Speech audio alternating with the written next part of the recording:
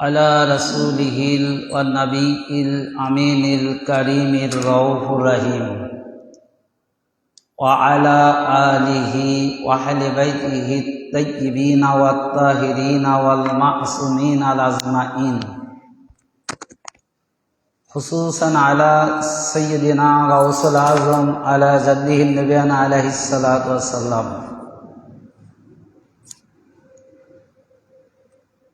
فقد قال الله تعالى في كلامه المجيد وفرقان الحميد بسم الله الرحمن الرحيم كل من عليها فان ويبقى وجه ربك ذو الجلال والإكرام صدق الله العظيم وصدق الله ورسوله والنبي الكريم মুআজ্জাজ সামিন কিরাম, আজকে পবিত্র রজব মাসের শেষ জুম্মা। আজ তারিখটাও 30শে রজব এবং সেই সাথে পঞ্চম জুম্মা তথা শেষ জুম্মা। মালিক পাকের অশেষ রহমতে আজকে আমরা এই পবিত্র মহিমান্বিত রজব মাসে পুরা 5টি জুম্মা নামাজ আদায় করার সুযোগ আমাদের হলো বা পেলাম। তো রজব মাস থেকেই পহেলার থেকে শুরু করে অদ্যবধি পর্যন্ত আহলে বাইত মাখাতুল জান্নাত আতহার পাক এবং মাওলা কায়নাত পাক এর শাদী মুবারক দিয়ে মাসটা শুরু। মাওলা কায়নাত পাকের পবিত্র বিলাদাত পাক এবং হুজুর পাক সাল্লাল্লাহু আলাইহি সাল্লামের সশরীরে মিরাজের মধ্য দিয়ে এই মাসটি শেষ। এছাড়াও আরও অনেক অন্তর্নিহিত ঘটনা রয়েছে যেটা আমাদের জ্ঞানের বাইরে বা আমরা উপলব্ধি করতে পারি নাই। তো আজকের এই শেষ জুম্মাতে আমরা হাজির হয়েছি মালিক মাওলা পাকের কদমে যুগরে সিজদা ও সালাম এবং তানার পবিত্র আহলাদ আহলে বাইত কিবলাগণের কদম যুগরে সিজদা। তাছাড়াও আজকে এই জুম্মার নামাজ পড়ার নিমিত্তে যে সকল মুসল্লি কিরাম হাজির হয়েছেন তথা খাস করে আঞ্জুমানে কাদিরা শাখাগোলার সম্মানিত সভাপতি সহ সকল সদস্যবিন্দু, সাব কমিটির সকল সদস্যবিন্দু, লাইভ টেলিকাস্টের মাধ্যম দিয়ে দূর দূরান্ত থেকে দেশ বিদেশ থেকে যারা আমার মতো অধমের আলোচনা শ্রবণ করছেন সবার প্রতি রইল আমার সালাম, শুভেচ্ছা, মোবারকবাদ, অভিনন্দন। আসসালামু আলাইকুম ওয়া রাহমাতুল্লাহি ওয়া বারাকাতুহু। মিরাজ প্রসঙ্গে আলোচনা করতেছিলাম গত জুম্মার থেকে শুরু করে এবং মিরাজের যে মূল কিছু ঘটনা সেটা আলোচনা করেছি। কারণ মিরাজ একটি বিরাট আজিমুশান ঘটনা। এই ঘটনা তথ্য সাধারণ কোনো মানুষ জানার ইখতিয়ার রাখে না। তানারাই একমাত্র মিরাজ সম্পর্কে এবং কোরআন সম্পর্কে ভালো জানেন, যাদের ঘরে কোরআন পাক নাজিল হয়েছে তথা হুজুর পাক থেকে শুরু করে মাওলা কায়নাত পাক হতে শুরু করে বর্তমান আমার আকা মাওলা হুজুর পাক পর্যন্ত যারা রাসূলের ঘর, রাসূল পাকের আওলাদ থেকে যারা এই ধরাধামে প্রকাশ হয়েছে তানারাই একমাত্র কোরআন পাকের সঠিক মর্ম অর্থ বোঝে। যেমন একটি যে আয়াত পাকটা আমি আপনাদের মাঝে তেলাওয়াত করলাম, এই আয়াত পাকের অর্থ নিয়ে বিভিন্ন কথা রয়েছে। কুল্লা মান আলাইহা ফানি ওয়া ইয়াবকা ওয়াজহু রাব্বিকা যুল জালালি ওয়াল ইকরাম, যে সেই দিন সমস্ত কিছু ধ্বংস হয়ে যাবে, শুধু আল্লাহর চেহারা, আল্লাহর চেহারা পাকে নশ্বর থাকবে, যাহা ধ্বংস হবে না। এখানে সকল আইম্মায়ে কেরাম, অধিকাংশ মুফাসসির তাফসীর কারক তানারা আল্লাহর চেহারাকে স্বীকার করেছেন, যে আল্লাহর চেহারার মধ্যে কি রেখেছেন, যে আল্লাহর নির্দেশনাবলী বিভিন্ন রকম ভাবে, কিন্তু এখানে শুধু আল্লাহর খাস চেহারার কথাটাই বলা হয়েছে। আর চেহারাটা যদিও স্বীকার করেছে, কিন্তু সেই চেহারাটা কোন সূরাতে থাকবে, কোন সূরাতে বিদ্যমান থাকবে, সেই কথাটা কিন্তু কোনো মুফাসসির কিরাম বা এ পর্যন্ত সেরকম সঠিক কোনো তথ্য আজ পর্যন্ত আমরা আমাদের এই সাধারণ মসজিদে এটা দেয়নি বা আলোচনা করেনি সাধারণ কোনো মানুষ। তা আমি অধম গুনাহগার, যত আলোচনা করেছি অসংখ্য মুহাদ্দিস কিরামদের লেখা তারিখের কিতাব, তাফসীরের কিতাব থেকেই। তো আজকেও যে এই যে আল্লাহ তাআলার চেহারা ধ্বংস হবে না, এটা তো আমরা দেখলাম, শুনলাম, কোরআন দ্বারা পেলাম। তো মিরাজে যে আল্লাহ তাআলা রাসূল পাকের নিকটে এত কাছে গেলেন, যে ওয়াহুয়া বিল উফুকিল আলা সুম্মা দানা ফাদাল্লা ফাকানা কাবা কাউসাইনি, যে এত এত নিকটে আল্লাহ তাআলার সাথে হুজুর পাকে একত্রিতকরণ হলো, এবং দুইটা কাবা, দুইটা ধনুকের নেয়, অর্থাৎ ধনুক বলতে এটা আমি আর এদিকে যাব না, গেলে আমি সময় পাবো না মূল আলোচনায় যেতে।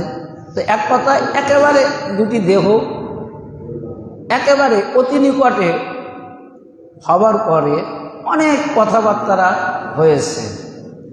তো সাহাবে আজমাইন কিরাম তানারাও মিরাজ শরীফ থেকে ঘুরে আসার পর, হুজুর পাক থেকে মিরাজের ঘটনা শোনার পর সাহাবী আজমাইন কিরামও জিজ্ঞাসা করলে, ইয়া রাসূলুল্লাহ, এত নিকটবর্তী হলেন, আপনাকে মোবারকবাদ। তো এত কথাবার্তা আল্লাহর সঙ্গে হলো, তো এমন কি কথা বললেন যা কিছু বলা যাবে কিনা? আবার মিরাজ থেকে গমনের পথে, ফেরার পথে ফেরেশতারাও জিজ্ঞাসা করেছে, ইয়া রাসূলুল্লাহ, ইয়া হাবিবাল্লাহ, হুজুর, আপনি একমাত্র স্বনামধন্য, আপনি একমাত্র সেই নবী যে রাসূল আল্লাহর সঙ্গে একাকার হয়ে দিদার করলো, মিরাজ করলো। তো এই যে আপনি আল্লাহর সঙ্গে একাকার হলেন, তো সেইখানে কি কথাবার্তা হলো? সেখানে হুজুর পাক বললেন যে সব কথাই তো বলা যাবে না, তবে যেটা বলা সেটা আমি বলছি বা রাসূল পাক বলেছেন। তো এই ঘটনাটা যে মেরাজে কোন সূরাতে আল্লাহর সঙ্গে কথা বললেন, কোন কণ্ঠে, কারণ আপনার সঙ্গে আমার যখন কথা হবে বা যে কোনো ব্যক্তির সাথে যে কোনো ব্যক্তির যখন কথা হবে, তখন তো একটা কণ্ঠস্বর আসবে, তখন তো তার সুরতটা থাকবে। তারপরেও আল্লাহ তাআলা এবং হুজুর পাক যে এত নিকটে, যে বলেছে যে দুইটা ধনুকের চেয়েও অতি নিকটে, তাহলে নিশ্চয়ই দুইটা ধনুকের চেয়েও অতি নিকট। তার মানে কি, যে রাসূল পাক এবং আল্লাহ এতটাই নিকটে, দুইটা বস্তু। তা এই জন্য সাহাবী আজমাইন কেরাম জিজ্ঞাসা করলো, বা ফেরেশতারাও জিজ্ঞাসা করলো, যে ইয়া রাসূলুল্লাহ, ইয়া হাবিবাল্লাহ, হুজুর, তা আপনি যে আল্লাহর সঙ্গে এত নিকটে হলেন, তো কি কথা হলো বা কোন সূরাতে কথা বললেন? তখন হুজুর পাক বললেন যে দেখো, সব কথাই তো বলা যাবে না, তবে যেটা বলা যাবে সেটা আমি তোমাদেরকে বলছি। তো এটা হলো, আমি যেসব কিতাব থেকে রেফারেন্স করব সেটা হলো মানাকিবুল খাওয়াজিন, হাদিস নং 61, মুফতি আজম কুসকুন্তুনিয়া, ইমাম সুলাইমান হুসাইনিয়া বালকে কুন্দজি, ইয়া নাবিউল মাওয়াদ্দাতের প্রথম খণ্ড, পৃষ্ঠা 246 থেকে 247, হাদিস নং 28।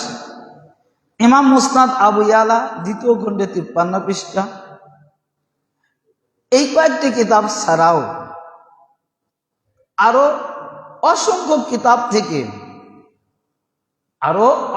কিতাব থেকে ঘটনা আসছে।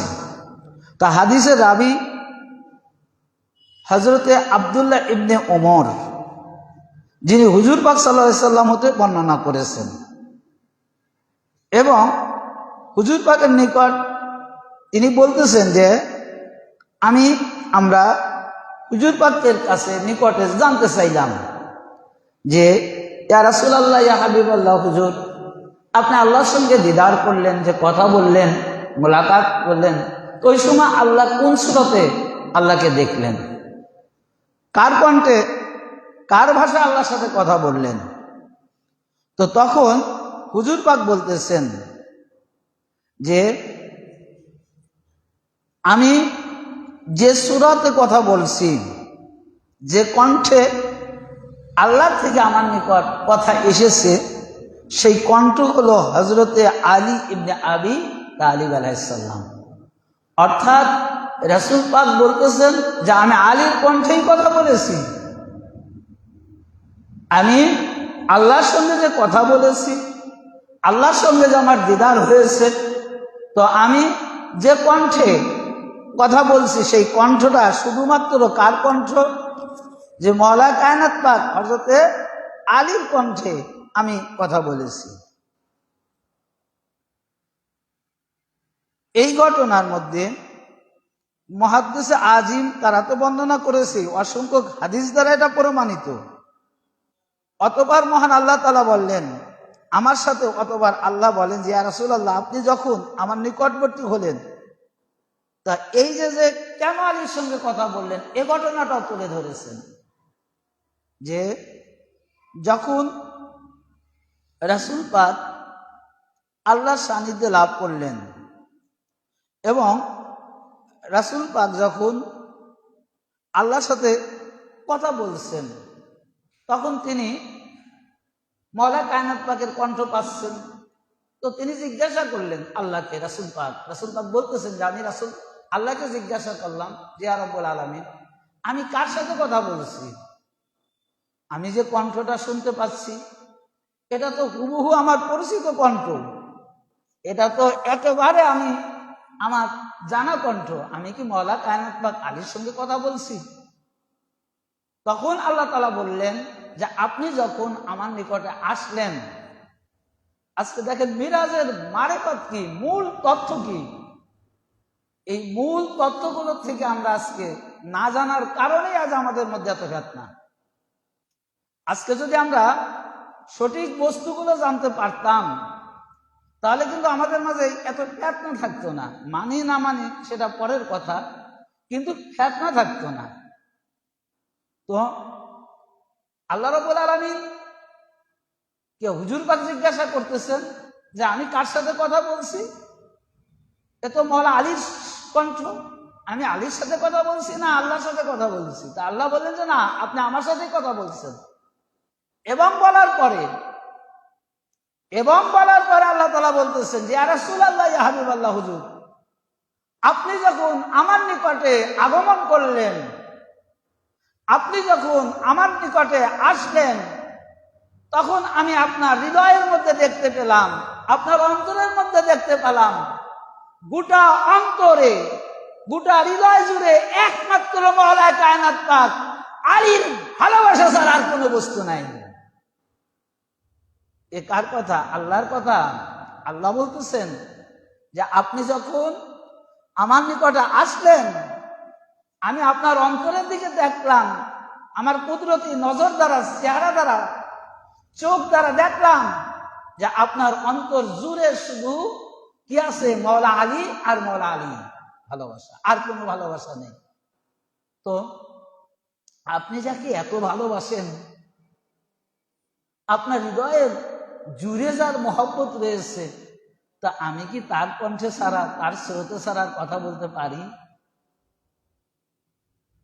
তো এই কারণেই আমি, যেহেতু আপনি যেটাকে ভালোবাসেন, যে কণ্ঠকে ভালোবাসেন, যাকে ভালোবাসেন, যে সুরাতকে ভালোবাসেন, আপনি যে সুরাতকে ভালোবাসেন, যে কণ্ঠকে ভালোবাসেন, আপনার হৃদয় জুড়ে যার ভালোবাসা রয়েছে, আমি আল্লাহ সেই কণ্ঠে, সেই সুরাতে আপনার সাথে কথা বলছি, এর মধ্যে কোনো সন্দেহ নাই। তা আল্লাহর সাথে কার কণ্ঠে কথা হচ্ছে? হুজুর পাকের, মওলায়ে কায়নাত পাকের কণ্ঠে। কারণ যে মওলায়ে কায়নাত পাকের ভালোবাসাই হুজুর পাকের হৃদয় জুড়ে ছিল। তাছাড়াও আল্লাহ তাআলা বলতেছেন যে আপনি যে নূর, আমিও সেই নূর।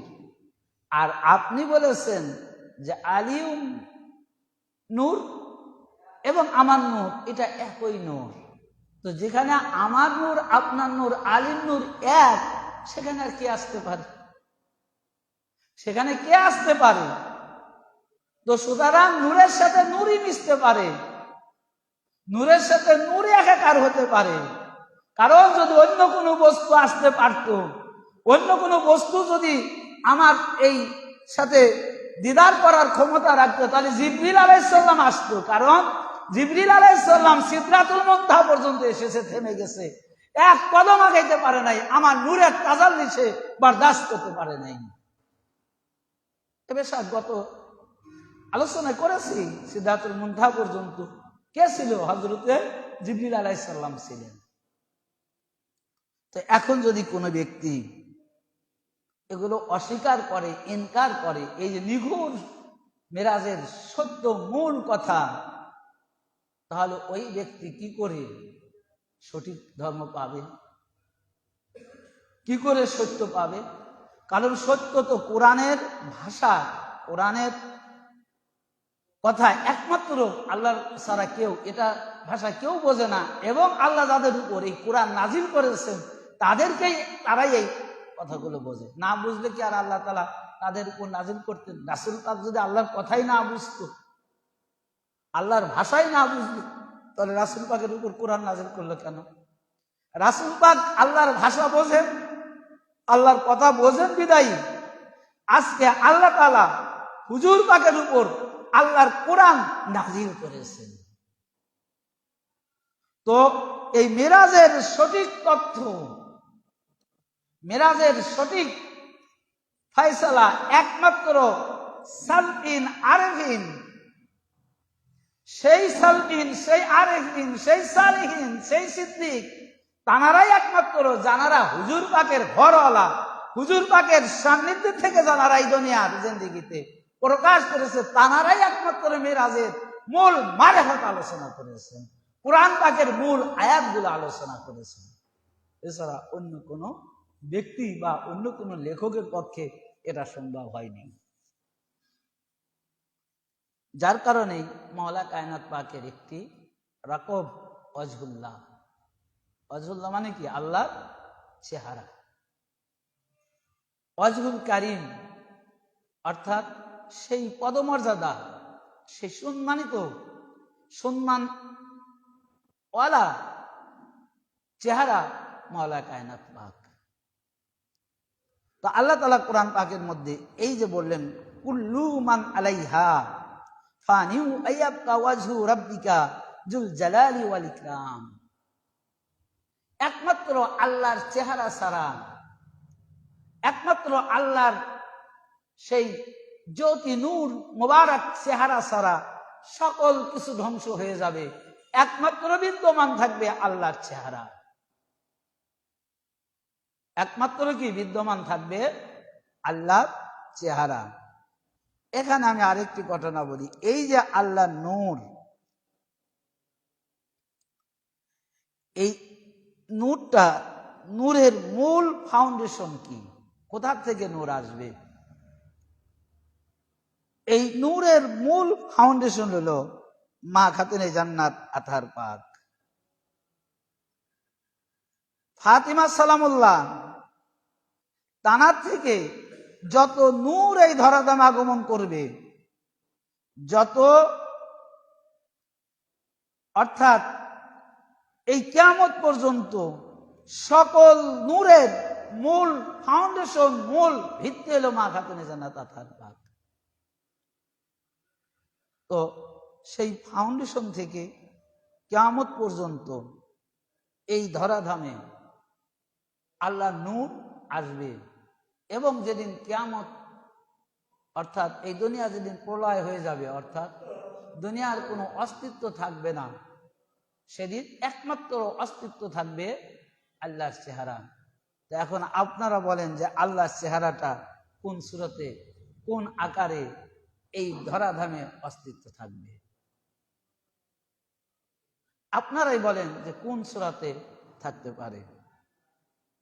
তা আজকে আমাদের সৌভাগ্য, আমাদের ভাগ্যটা খুশনসিব এই কারণে যে আমরা এমন একটি দরবার পাক পেয়েছি। এটা আমি অনেক আগেও আপনাদের মাঝে আলোচনা করেছি, সূরা ফাতিহার সেই আয়াত যে ইহদিনাস সিরাতাল মুস্তাকিম সিরাতাল লাযিনা আনআমতা আলাইহিম গায়রিল মাগদুবি আলাইহিম ওয়ালাদ-দাল্লিন, যে আমরা হর রাকাত নামাজের মধ্যে আল্লাহর নিয়ামত প্রাপ্ত ব্যক্তিদের রাস্তায় থাকার জন্য প্রার্থনা করছি, এবং আল্লাহর নিয়ামত প্রাপ্ত ব্যক্তি ছাড়া যাদের উপর আল্লাহ তাআলার গজব অর্থাৎ নাজিল হয়েছে, যারা আল্লাহর গজব নিয়ে এই ধরাধামে আসে আছে, তাদের থেকে আমরা পানাহ চাচ্ছি, দূরে থাকার জন্য আল্লাহর কাছে পানাহ চাচ্ছি হর রাকাত নামাজের মধ্যে। তো আল্লাহ তাআলা নিয়ামতটা কার মধ্যে দিলেন, এটা আমি আলোচনা করেছি যে আসলে এই নিয়ামত প্রাপ্ত ব্যক্তি তানারা ওই যে মা খাতুনে জান্নাতের মূল ভিত্তির থেকে এবং মওলা আলী আলাইহিস সালামের মূল ভিত্তির থেকে কিয়ামত পর্যন্ত জানারা আসবে। সেই কথার শেষ কথাটা একটাই যে মারাজাল বাহরাইন ইয়ালতাকিয়ান বাইনাহুমা বারযাকুল লা ইয়াবগিয়ান ফাবিআইয়া লা ইরাব্বিকুমা তুকাযযিবান ইয়াখরুজুল লুলু ওয়া মারজান। এই যে কোরআন পাকের আয়াত, দেখেন এই আয়াত পাকের সাধারণ আলেম যারা সাধারণ আলেম তানারা এই আয়াত পাকের ব্যাখ্যা করেছে দুইটা নদী। আরে আল্লাহর তো নিয়ামত অসংখ্য নিয়ামত রয়েছে, তা শুধু কি দুইটা নদী এমন কি নিয়ামত যে আল্লাহ ঘোষণা করে দিলেন যে সবচাইতে বড় দুটি নদী একত্রিত করা হয়েছে, এরপরেও তোমরা কোন নিয়ামতকে আমার অস্বীকার করবে? তো বাহরাইন শব্দের অর্থ, বাহার শব্দের অর্থ নদী, এটা সবাই জানে, সমুদ্র। বাহরাইন মানে দুইটা নদী, এটা সবাই জানে। ওই নদীর মধ্যে এমন কি আছে যে আল্লাহর সবচেয়ে বড় নিয়ামত? ওই নদীর মধ্যে কি আছে যে আল্লাহ শুধু নিয়ামতই না, আল্লাহ কোরআন পাকে ঘোষণা করলেন এই নিয়ামত। আল্লামা জালালউদ্দিন সুয়ুতী তিনি জানারা, এই যে আমি প্রথমে বললাম যে জানারা আল্লাহওয়ালা, জানারা আল্লাহ হতে এসেছে, তানারাই কোরআনের সঠিক অর্থ জানেন।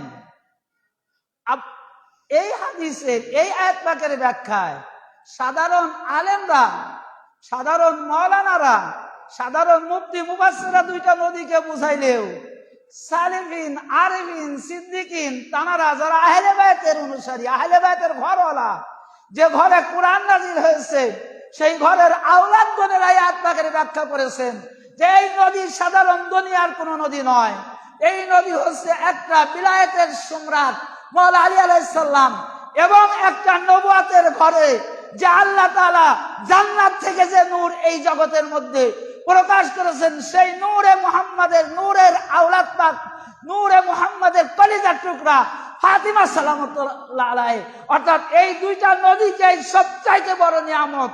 আর আল্লাহ তাআলা বলেছেন এদেরকে তোমরা যদি অস্বীকার করো, এদেরকে যদি তোমরা না মানো, তাহলে আমার আর কোন নিয়ামত তোমরা মানবে? এটাকেই বুঝাইছে। তো সেই নদীর থেকেই ইয়াখরুজু লুলু আল মারজান, যে সেই নদীর থেকেই বের হবে অসংখ্য মণিমুক্তা।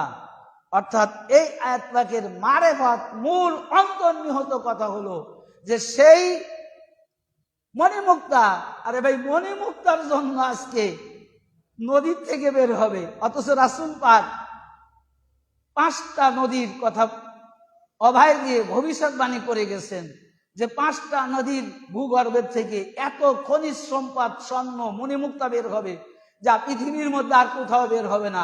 তার একটা নদী ফুরাত নদী। ইতিহাসটা আপনারা জেনে রাখবেন, তার একটা হলো ফুরাত নদী। তাহলে এখন ফুরাত নদীর যে সে কথাটাও আল্লাহ তাআলা বললেন না, আল্লাহ বললেন 2 সমুদ্র একত্রিত করায়, ওই সমুদ্রের মিলন থেকে, ওই সমুদ্র থেকে কিয়ামত পর্যন্ত অসংখ্য মণিমুক্তা বের হবে। এই জন্য সাব্বিন আরবিন, আল্লাহর ঘর, যে ঘরে কুরআন নাজিল হয়েছে, তাঁরাই আয়াত পাকের ব্যাখ্যায় বলেছেন যে এই লুলু আমার যা, এটা হলো ইমাম 2 ইমাম পাক, এবং 2 ইমাম পাকের নাসব থেকে কিয়ামত পর্যন্ত যত আওলাদে রাসূল বের হবে তাঁরাই আল্লাহর নিয়ামত প্রাপ্ত ব্যক্তি হিসাবে বের হবে। এদের চেয়ে বড় নিয়ামত আর পৃথিবীর মধ্যে আসবে না। তো সেই নিয়ামত প্রাপ্ত ব্যক্তিদের দরবার পাক হলো তরিকাতে আঞ্জুমানে কাদরিয়া। আজকে তরিকাতে আঞ্জুমানে কাদরিয়ার যত কাজকর্ম করা হয়, বিশেষ করে খাস করে যেখানে আঞ্জুমান আছে, আঞ্জুমানের বাইরেও যে কাজগুলো করা হয়, ওই আঞ্জুমান থেকেই তারা হয়তো অনুমতি নিচ্ছে বা ওই পার্শ্ববর্তী আঞ্জুমানের নিয়ন্ত্রণে কাজ করছে। এক কথা, যতগুলো আঞ্জুমানে তরিকাতে কাদরিয়ার যত কাজকর্ম হয়, সকল কাজকর্ম হুজুর পাকের হুকুম পাকে পরিচালিত। এই জন্য দেখবেন যে প্যামলেটের মধ্যে লেখাই থাকে যে বর্তমান জামানার গাউস ইবনুল গাউস হযরত সৈয়দ শাহ ইয়াসুফ আলী আল কাদেরী আলা জাদ্দিন নবী পাক আলাইহিস সালামের তত্ত্বাবধানে বা পরিচালনায় এই কাজটা হচ্ছে। শবে মেরাজ বা শবে বরাত বা পীর মুর্শিদ পাকের উরুস পাক, চৌঠা ফাল্গুন, সমস্ত যা কিছু করে প্যামলেটে আগে ওই কথাটা ওই হেডলাইট লাইনে ওটা ফ্ল্যাশ করা হয়, কারণ হুজুর পাকের তত্ত্বাবধানেই তো হচ্ছে এগুলা। তো এখন যদি আমরা তাদেরকে না মানি, তাদের হুকুমকে যদি আমরা অ্যাবাউট করে চলি, সেই তাদের তত্ত্বাবধানের দিনগুলোকে যদি আমরা পালন না করে যদি আমরা অন্য জায়গায় হাজির হই বা অন্য জায়গায় যাই বা ঘরে শুয়ে থাকি, যাই করি না কেন, এটা কি প্রকৃত মুরিদানের কাজ হতে পারে? আমি একটি ঘটনা আপনাদের বলবো, যদিও লাইভ এর মধ্যে এটা যাচ্ছে, তারপরেও তেল ব্যবসায়িক একটা ব্যক্তি রাজবাড়িতে আছে, এটা দেখবেন কয়েকদিন আগে হাফেজ সাহেব এই কথাটা বলেছেন। রাজবাড়ি হাফেজ সাহেব, আপনারা ইউটিউবে সার্চ দিলে আপনারা পাবেন। আমি কোন আইডিয়া থেকে দিছে এটা আমি বলতে পারবো না, আমি ওই ফেসবুকে দেখেছি। তিনি বলতেছেন খুব কাটিং অল্প কিছু কথা, যে একজন ব্যক্তি গাড়ি নিয়ে সোমারাহে আপনার এই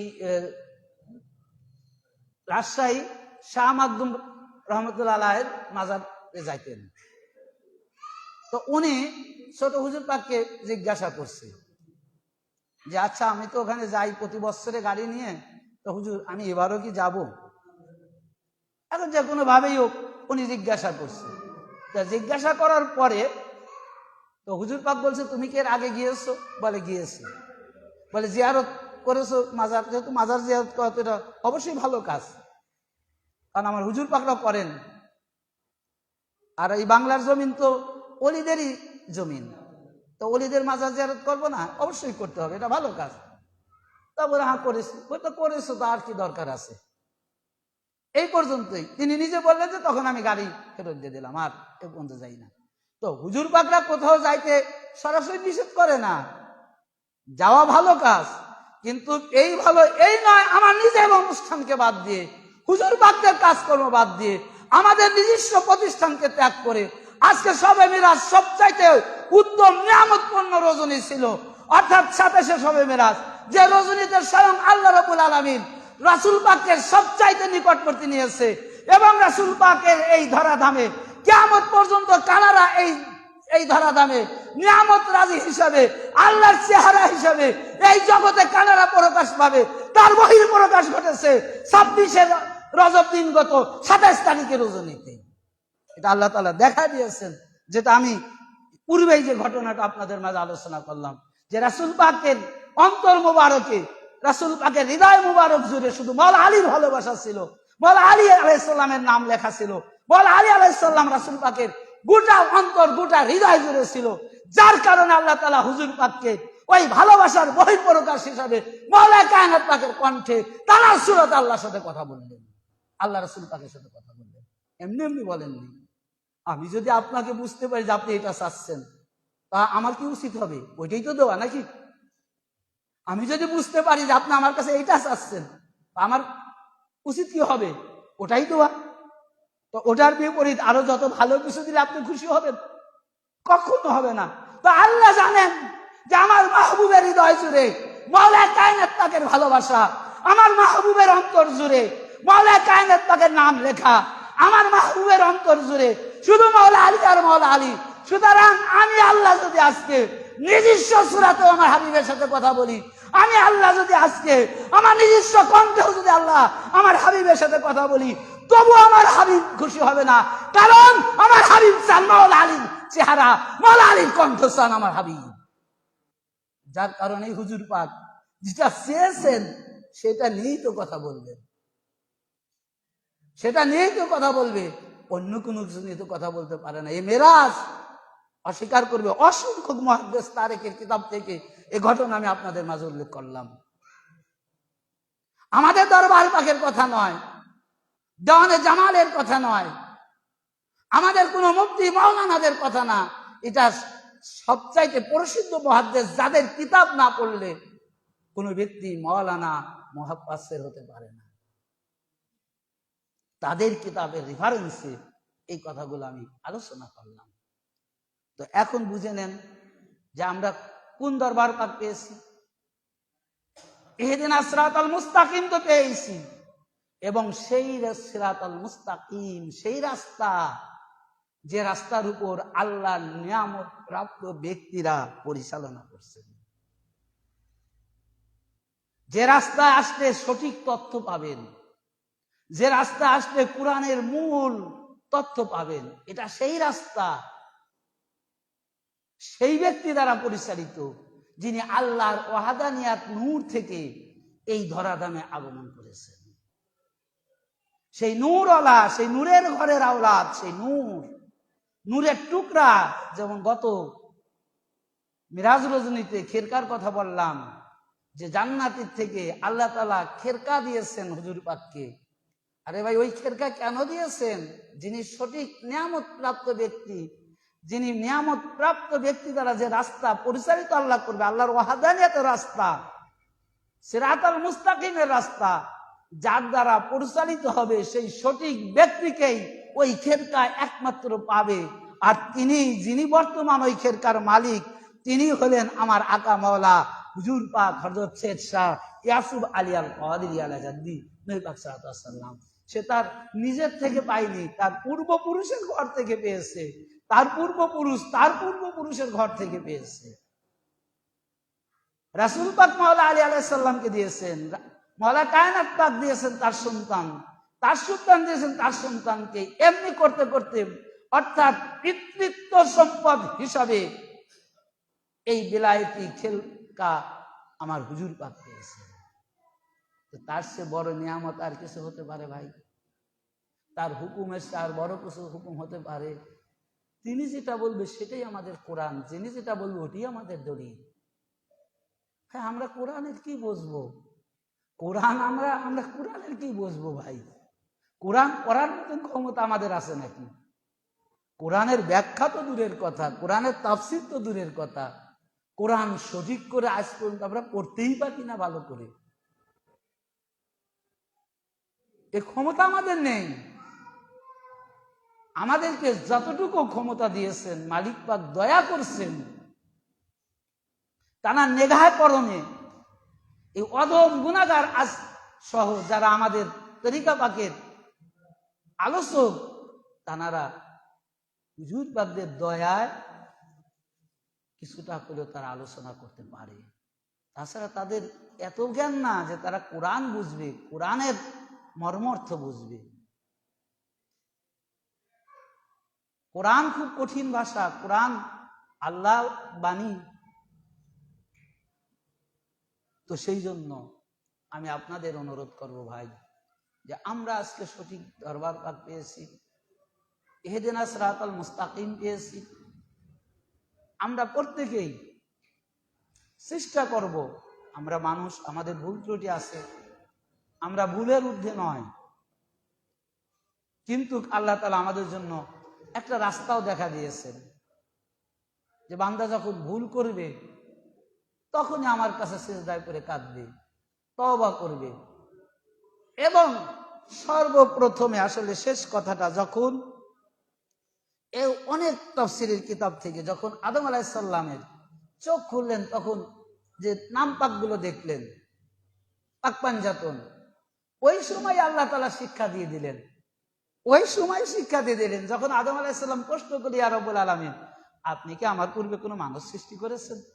আল্লাহ বলল না। তো বলে, ওই যে রুকু সিজদা করে আছে, এনারা কারা? তখন আল্লাহ বললেন, আনা মাহমুদ, আমার আহাদ থেকে মাহমুদ আহমদ, আমার আলাদ থেকে আলী, আমি ফাতির থেকে ফাতিমা, আমি মহসিন থেকে হাসান, আমি হেসান থেকে হুসাইন। এই পরিচয় দেওয়ার পরে আল্লাহ তাআলা শেষ একটি কথা আদমকে বললেন, যে হে আদম, এরা তোমার থেকে, তোমার সন্তানদের থেকে পর্যায়ক্রমে দুনিয়াতে প্রকাশ পাবে, তবে যখন তুমি কোনো বিপদে পড়বে, তবে যখন তুমি কোনো মুসিবতে পড়বে, এদের ওসিলা করে তুমি ক্ষমা চাবে, আমি আল্লাহ তোমাকে মাফ করে দেব। এ প্রথম শিক্ষা আদমকে আল্লাহ তাআলা সেই যখন কোনো কিছুই সৃষ্টি করে নাই তখনই শিক্ষা দিয়ে দিয়েছেন ভাই।